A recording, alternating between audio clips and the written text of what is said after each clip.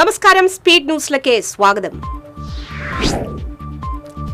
തെരഞ്ഞെടുപ്പിന് ഇനി 9 നാൾ മാത്രം ബാക്കി. പ്രചാരണം ശക്തമാക്കി മുന്നണികൾ. ജില്ലയിൽ മത്സര രംഗത്ത് 78 സ്ഥാനാർത്ഥികൾ.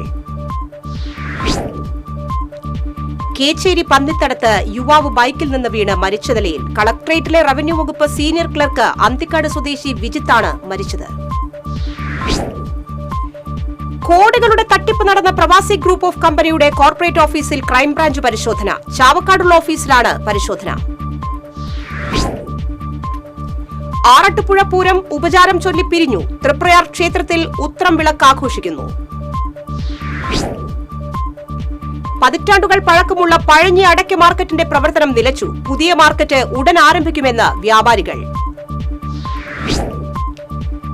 ചാവക്കാട് സബ് ജയിലിൽ നിന്ന് രക്ഷപ്പെട്ട പോക്സോ കേസ് പ്രതി പിടിയിൽ. മലപ്പുറം എടക്കര സ്വദേശി ശ്രീരാജാണ് പിടിയിലായത്.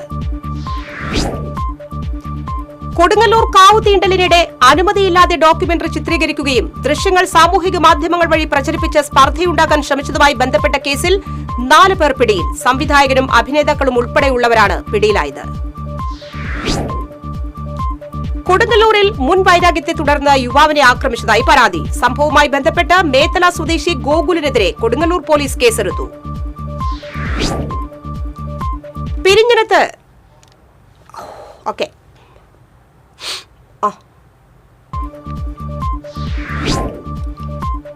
ജയിലുകളിലെ അന്തേവാസികളുടെ അടിസ്ഥാന വേതനം വർദ്ധിപ്പിക്കണമെന്ന പരാതി തീർപ്പാക്കി മനുഷ്യാവകാശ കമ്മീഷൻ. 2026 ജനുവരി 9-നാണ് അന്തേവാസികളുടെ വേതനം വർദ്ധിപ്പിച്ചത്.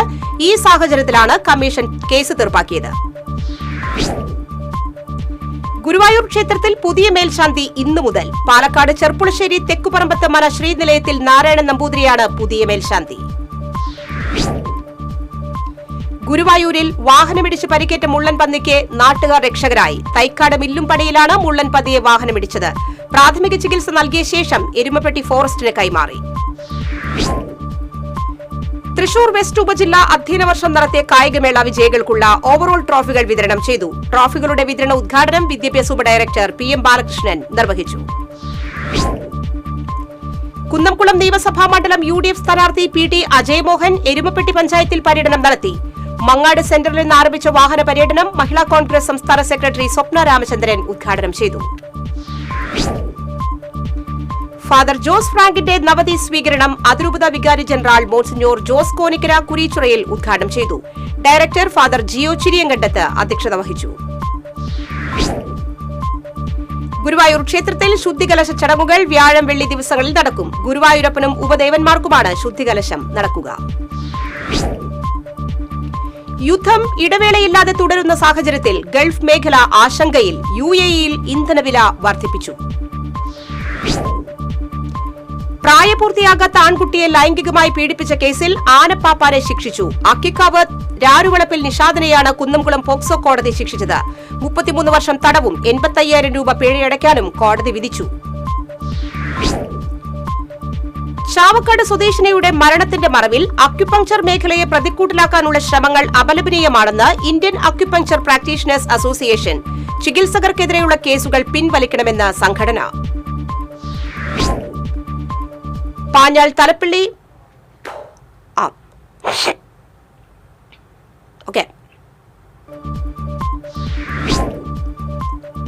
കർഷക കോൺഗ്രസ് ചാലക്കുടി നിയോജക മണ്ഡലം കമ്മിറ്റിയുടെ ആഭിമുഖ്യത്തിൽ തെരഞ്ഞെടുപ്പ് കൺവെൻഷൻ നടത്തി. DCC general secretary James Paul ഉദ്ഘാടനം ചെയ്തു. കാർഷിക രംഗത്ത് വിപ്ലവകരമായ മുന്നേറ്റം തുടരുന്ന ഗ്രീൻ ആർമിയുടെ തണ്ണിമത്തൻ കൃഷിക്ക് 100 മേനി വിളവ്. വിളവെടുപ്പിന്റെ ഉദ്ഘാടനം സിനിമാ താരം രചന നാരായണൻകുട്ടി നിർവഹിച്ചു. പൂവത്തൂർ സെന്റ് ആന്റണീസ് UP സ്കൂളിന്റെ വാർഷികവും അധ്യാപക രക്ഷാകർതൃ ദിനവും ആഘോഷിച്ചു. Mullassery block panchayat president ക്ലെമൻ Francis ഉദ്ഘാടനം ചെയ്തു. ALPS ആലത്തൂരിലെ 4ാമത് ബാച്ചിന്റെ പാസിംഗ് ഔട്ട് പരേഡ് നടന്നു. കൊടകര പോലീസ് സ്റ്റേഷൻ വിദ്യാലയത്തിലെ SI സജു പൌലോസ് സല്യൂട്ട് സ്വീകരിച്ചു. തൃക്കൂർ പഞ്ചായത്ത് സർവോദയ ഹൈസ്കൂളിലെ 1975-76 SSLC ബാച്ച് 50 വർഷം പൂർത്തിയാക്കിയതിന്റെ കൂട്ടായ്മ സംഘടിപ്പിച്ചു. റിട്ടയർഡ് ഹെഡ്മിസ്റ്റേഴ്സ് ശാന്തകുമാരി ഉദ്ഘാടനം ചെയ്തു. സ്പീഡ് ന്യൂസ് സമാപിച്ചു. നമസ്കാരം.